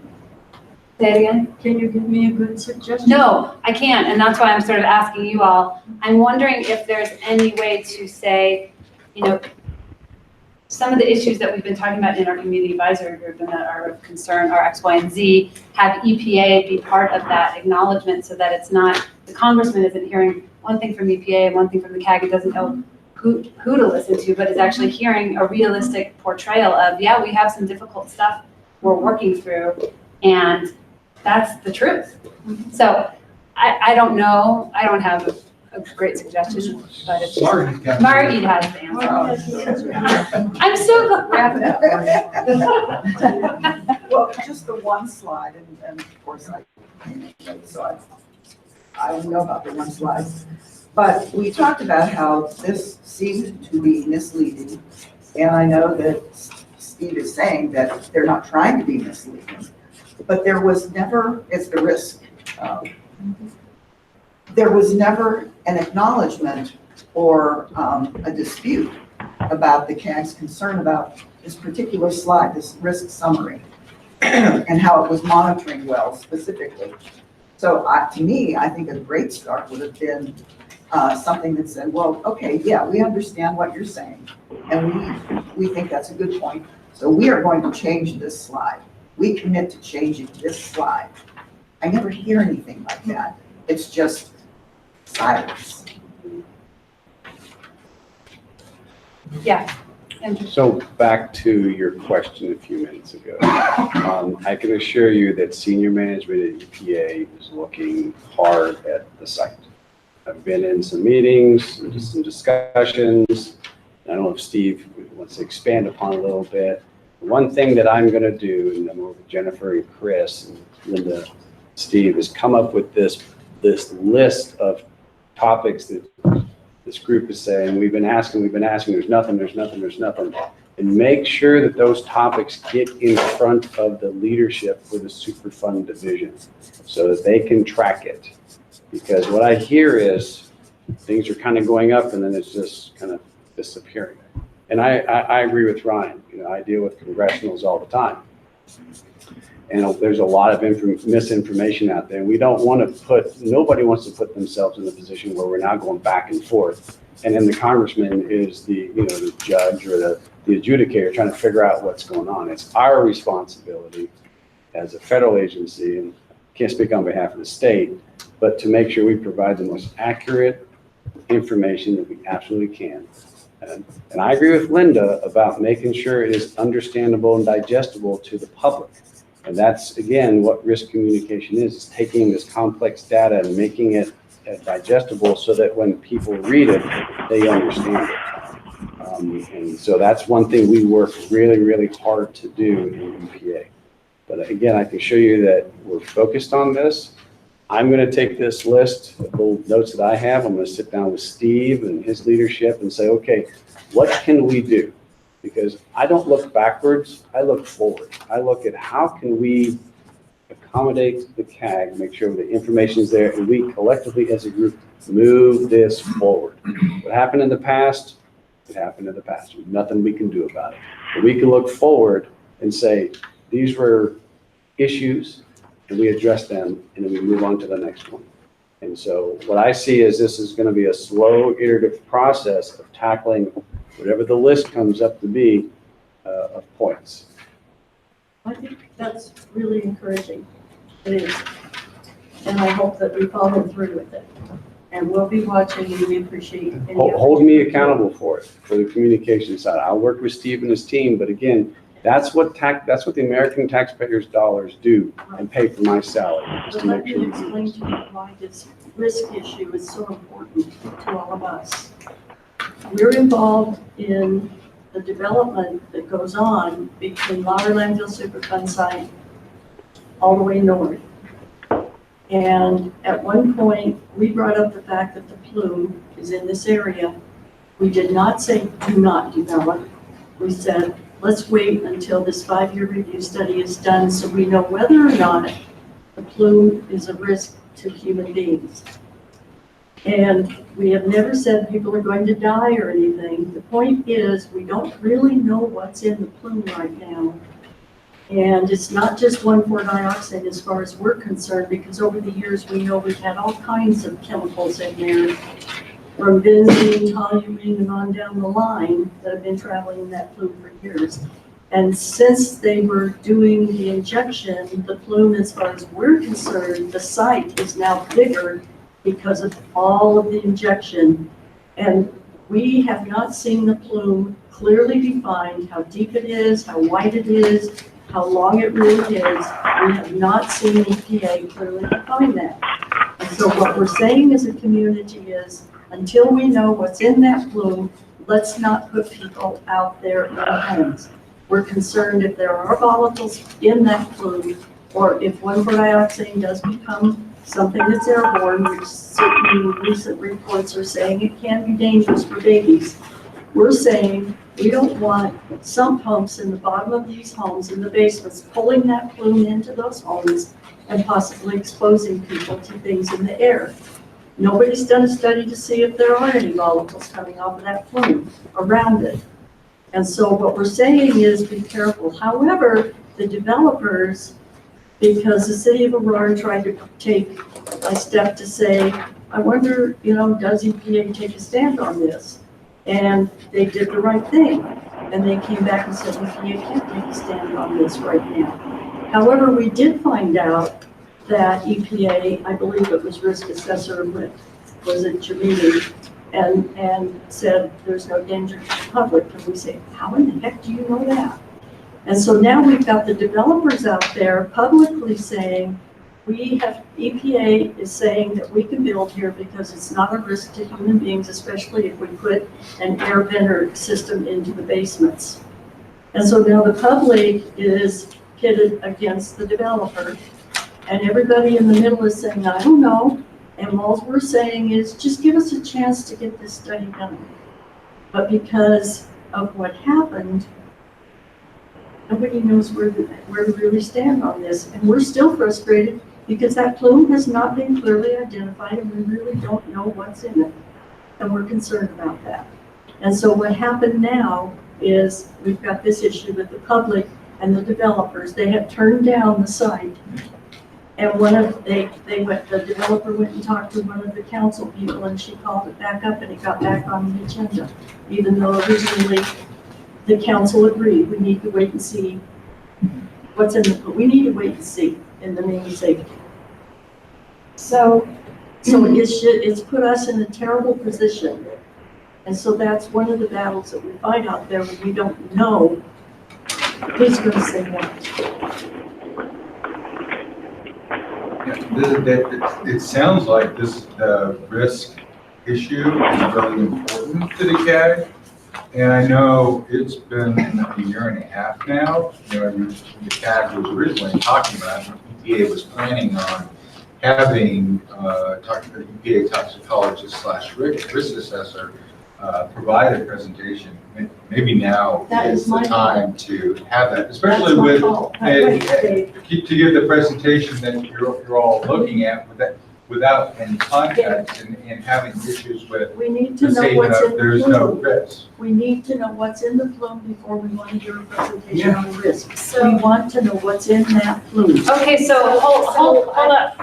Okay, go I ahead. do want to say in the handouts, I did provide maps of data that has been collected along the retreat. And there's one map that has the volatile organic data in it. And up on the EPA website will be the document that this map is from. So you can look at the actual data that supports the data on this map. So this is for the volatile organics. And it includes wells and surface water. This other map, which was part of our presentation, is the 1,4-dioxane results of the wells in this area in their most recent data concentrations. And how wide is that information? How wide is the plume So you're saying we have the data on? So We're fairly certain within the red here is where the plume is. Yeah, but why? I have not seen any data yet that explains why it's only there. All right, so that's. You a great started off conversation. right at the beginning going down Murphy Creek, not a bad choice. But you stopped there. Right. You've got no evidence that it's not anywhere else. Because of the geology. You've got no geology defined with the groundwater flow model superimposed that explains why it's staying in that channel. Is there a It's way not there. that we can, this is another topic, right? This is a big one, the characterization. Yeah, of it's the a plume. big one. And I don't know, I mean, I've said delineation, characterization of the plume. I don't know if there's a way to capture it because I actually don't want to, I want to capture this, but I want to just go back to this question of the toxicology report, and this has come up. So can we hold that for a second, make sure we capture it? But Dietrich's on the line. What is the other question? He's asking if it's the, no. So what he's asking about these handouts that were given out at the tour, were these the same handouts that you emailed to us before the tour? These maps and things that you're having right here. The one for That were in these folders. the one for dioxin one is, I can't say for certain of the VOC. If there was a VOC map, in the handouts that Dietrich got, yes. But the one for dioxin one was definitely part of that handout that I included in the invite. Can you reference the report just now, it's gonna be up on the web or something where one of those maps is in it? Right. What report is that? It is the September 22nd, 2017, progress report assessment of north extent of 1,4-dioxane. And that's gonna be on the, I can email it to Dietrich. If you would. Yeah, I can email it to you. Okay, Tom, you were going to say something, and Just real quick. Yeah. Mr. Mutter, if you, Mr. Mutter, Oh, you're sorry. looking at that map, all those dash lines are inferred. They're not, there's, all those dash lines, those dash red lines, they've done no tests to prove that. That's what we're talking about. They haven't defined it. So, could I raise a specific point and a general point, I guess? Yeah. The specific point, I guess I would make is, one of the themes tonight has been information sharing, data sharing. What Linda's provided here, independent of the plume line or delineation, are a series of data points and with a report that supports that. They're validated data. So at least at those points, I'm not talking about in between, where the red line is or it isn't. At least at those points, we believe this is useful information, both for 1,4-dioxane and for VOC. So it's not the complete picture, but it's a picture, okay? We need better resolution, we need better resolution. So again, my point is, please don't dismiss the entire thing because it's not everything that you want, or it's not perfect at this point. So, and it does get to one of the issues that Bonnie was talking about in terms of what's in the plume, what have you looked for, what have you tested for. So, so I guess that's the specific point, but, you know, more generally, I guess, you know, we are willing to share information, you know, as soon as we have it. And, you know, to Andrew's point in terms of elevating things or, you know, trying to pinpoint specific issues that we can then narrow down, we're more than willing to do that. So I interrupted you. No, you didn't. wanted to just, before we moved on, and by the way, I assume that we're all in agreement that we're moving to next discussion topic to the next meeting, because this has been productive for other reasons. But the issue about the toxicologist report and hearing from the toxicologist, this has come up many times over the last year. And I think John may have said something at one of the recent meetings that I thought was fairly kind of captured the sentiment that I've heard, which is we're worried about feeling patronized. I think you said. Did you say this? We're worried about feeling patronized? Oh, yeah. And I don't think it was because you are worried that anyone's going to patronize you, but that you're worried about being told, don't worry, before you see the data. Right? And I'm seeing nodding heads, and I've just heard you guys describe this in different ways. So I don't think, my sense from you all is that there could be very easily a way to have this conversation, but that it just needs to be structured in a way where there's some assumptions about, like, no one's trying to tell anyone, shh, don't worry, right? There's facts, there's science that can be shared, there's always useful information, but that it doesn't come across that way. And I think it just needs to be thoughtfully done collectively by all of you. So I look at you because I think this is just part of the tricky part of this site, but it has been something that's come up many, many times. So, and it's obviously not personal to anybody, but it's a thing. So I don't know if I captured that, but that's certainly something that. This has been wide-ranging. Bill, I asked you to hold on to that thought, and I'm just wondering if you can, is there a way in Dietrich to, before we move on and start talking about the September meeting, this question about how the plume's being characterized and the width and the inferences. Yeah. How am I capturing that issue? Well, I guess not calling into question the data that there is. The question is, you don't know anything else. You don't know where it isn't because you haven't looked. So in the process, there's no model, there's no anything to explain why we've kept the investigation so narrowly delineated and not looked everywhere else. And there's no background for why it hasn't been looked for everywhere else. In layperson, in very non-technical language, I captured this as approach to unknowns.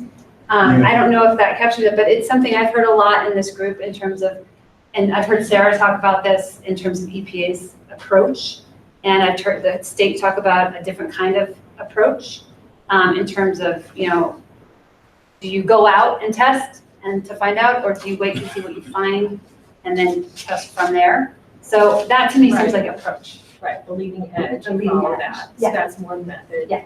And having more wells doesn't necessarily reduce your uncertainty either. So putting more wells in isn't going to necessarily characterize it better than what we have. Well, I'm just gonna, for yes. now, because I know there's a big disagreement about this, I'm just gonna characterize this as the approach to the unknowns, and there's different ways to do this, but it's a very big technical conversation, I assume, right? If there are good reasons, they're not documented in any report I've ever been able to find or read. Okay, so I'm They've gonna, not been explained in any meeting, okay. in any depth. So I'm gonna write approach and then an explanation. And again, this is just documenting recurrent themes that we haven't yet. Many of them are very technical and are for the technical people to engage in. I've been trying to trace this back since I've been around for 5 years or so. And I see where this started. And the first assumption was made, it was not stated in the report. They made an assumption and they built down that assumption. And they kept going down the same pathway, believing in this unstated assumption that was never investigated because they found something and assumed that was it. And this is built on itself year after year after year, and it's become dogma over 5-7 years that this is it. But if you trace it back to the beginning, there's nothing to justify that narrow focus. So Bill, so again, for now, I'm capturing it here. Obviously, we can't get into it, Yeah. but I think it's I'm just important. explaining where Yeah, I'm coming from. exactly. It goes all the way back to the beginning when this was first discovered. Yeah. And some unstated, hidden assumptions that weren't bad at the start, but they became dogma. And nobody's ever looked elsewhere. They've just explained why that had to be it. Well, and I assume these are this is the nature of the conversation that is going to be had, right, between the state and EPA and technical, when you sit down, these are the conversations you're going to have. This may not be necessary, Yeah. but you say delineation. I assume everybody understands that's how far, how wide, and how deep, not just how far, not just, you know, Okay, all the way around. thank you for noting it. I'm going to just write that. Okay, so here's where we stand. We have 5 minutes left. Question. I Oh, just sorry, want to Molly. make a statement. Sorry. With regard to our relationship with Mr. Crowe, I mean, I think that's important for us to have that relationship with him. I mean, to have an advocate, if you will. I don't think anything that we're going to communicate to Mr. Crowe would be different from what we've communicated to you all here. Uh-huh. I mean, we're going to put Yeah. bullet points down, so we're not going to rant behind your back. You know, you're going to know what it is that we feel we need to say to him and to continue to have his support and advocacy. So we're not going to issue that, you know, I don't know if that's what you were referring to, but. I mean, That was just that was for me. That wasn't for, but. Because I'm confident that we continually said to the responsible parties here and to the agencies here and so forth, where we're coming from. There's no secret here, okay? All right, so we are 5 minutes till the end. And I would love to use the next 5 minutes. We have to be out right at 8, by the way. We can't linger because this belongs to the, right. So, Thank you. Commissioner Baker helped get us this space, so we want to retain it. Yeah, we really do want to keep this space.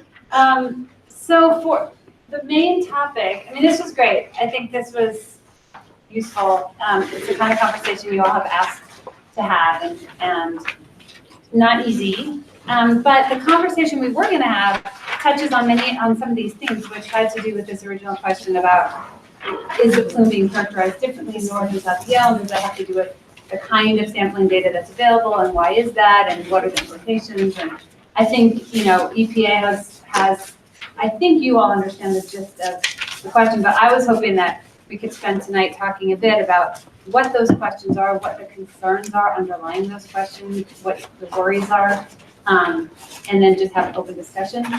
Should we punt that to the next September meeting? Is that people's sense? And also, from the agency's perspective, are there anything, I mean, certainly we can hear back from Sarah. Oh, Sarah won't be here Thursday. Risk communication, I'd like to have a very simple talk. So risk communication, I'm gonna say how to address risk communication, can I?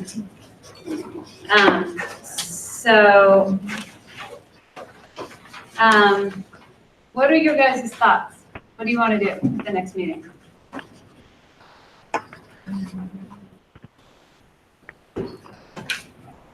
I don't, until we know, my personal desire is until we have a better definition of the plume, have more information on the cessation of the injection, what the causes are. We're going to talk about risk communication. We have to know what's there. So what then would you? we can go on and talk about risk. If we don't know what's there So or how wide it is, how can we talk risk? I'd like to offer a little bit of counter proposal to that, and that is that we do know at least one thing that's there, right? 1,4-dioxane. And I think it would, in fact, be helpful if we had a conversation about that. If absolutely, if there are other things there and we need to talk about those and then have yet a further discussion about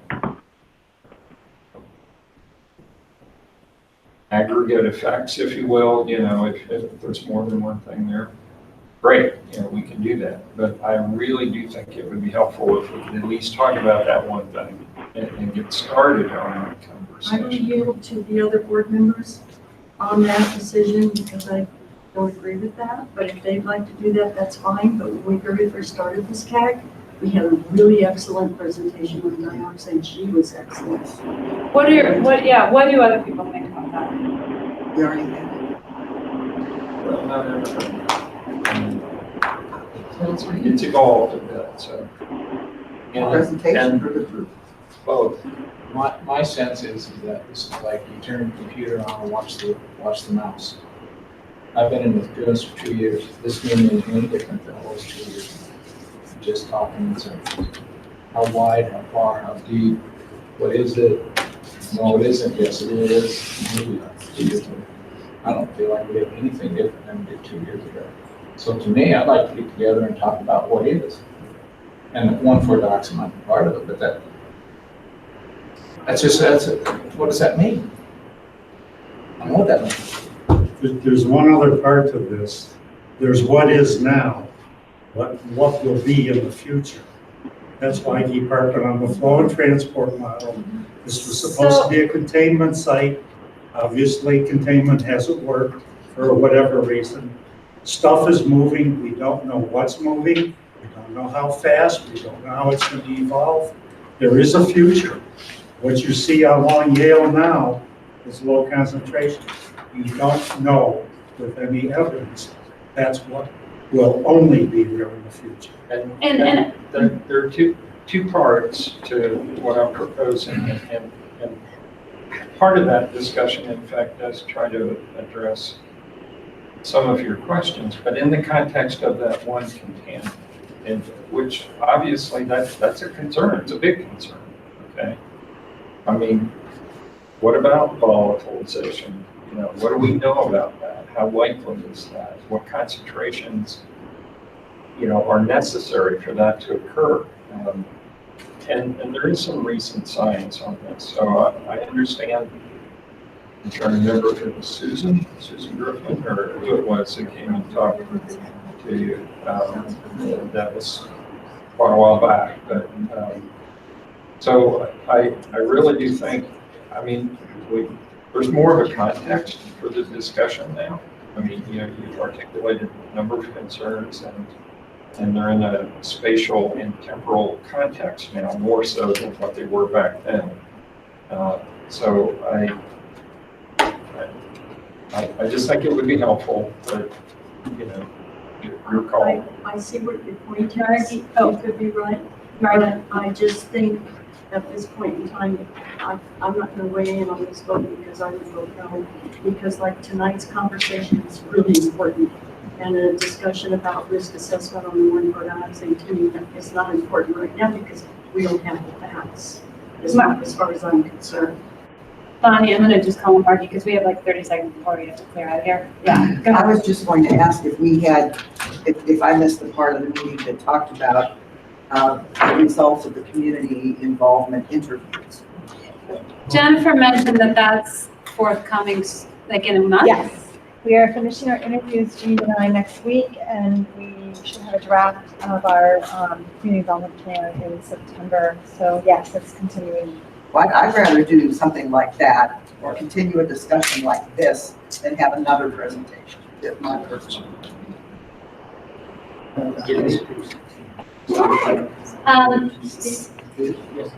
So when you say continue to have a conversation like this, does the topic that was originally on tonight's meeting, does that lend itself to this kind of conversation? The question about the different characterization of the South Yale, that question, is that still topical? Is it still relevant? Do people still want to? I mean, it sounds to me like there may need to be some more discussion about how and when to have this communication discussion. I am confident that you could figure out how to set parameters that would feel helpful and also be able to convey the information that you want to be able to share. So, but I think it needs to be a conversation about how and when to have the conversation. Like that is that's not unusual when there's a topic like this, that it takes a couple people getting together to talk about, are there conditions under which we actually would like to have this conversation and would feel comfortable and would feel, useful. Both Jennifer and I will work with CDPHE to figure out a construct to kind of what you're alluding to make sure we communicate what you are asking for in a timely manner. So we will take that, so that we don't have 2 hours of going back and forth. We have a very focused discussion, and we try our best to have the resources available there to answer those questions. So we'll take that on. We'll work with Ryan. Steve, there's two reasons why I have a problem with that presentation. Is the 1,4-dioxane is there, yes. That's the canary in the mine. And it's telling us where everything else will go if the 1,4-dioxane is stopped. So, and the other reason is that the feeling is that the more that we got presentations in our meeting, the less time we were able to discuss this serious problems. And we felt that our time was used to serious problem. And yes, we do want to know more about 1,4-dioxane. We know that where it is. It's out of the dotted lines that are just beyond Yale, or in the area where they're going to just to the east of it. And so, if somebody's planning to put some dotted lines in there, So, can I stop? Can we cut there? Because unless you want to respond, I think that this is food for thought and food for. We need to conclude this meeting. We do. Can Richard? You give me 30 seconds? No. Do something from the. Hang on. So next meeting, am I understanding that we're taking this main substantive topic, we're putting it on the September agenda, and you all will tell me if we never even had an introduction from you. You slipped in. I did. Can you just say? Sure, but then now that we're late. Yeah. Laura Dixon, I'm the new Community Involvement Communication Manager with CDPAG. So. Thank you. Yes. Okay. A lot of info. Okay. All right. With that, Richard, I think we're going to conclude after Richard's. Okay, real quick. 30 seconds. I found this on EPA's information website, and it said under sample and modeling was interesting. It says the 1,4-dioxane plume north of the site has been delineated based upon investigations conducted to date. However, contaminant transport pathways in this area are not well characterized. Further, our effort is to further delineate the extent of 2.4-mile-long groundwater plume, and that's where we're at. I mean, really, and it's EPA saying it, so I'm assuming you're going to do it. Wow, parting words, Richard, the power. Thank you.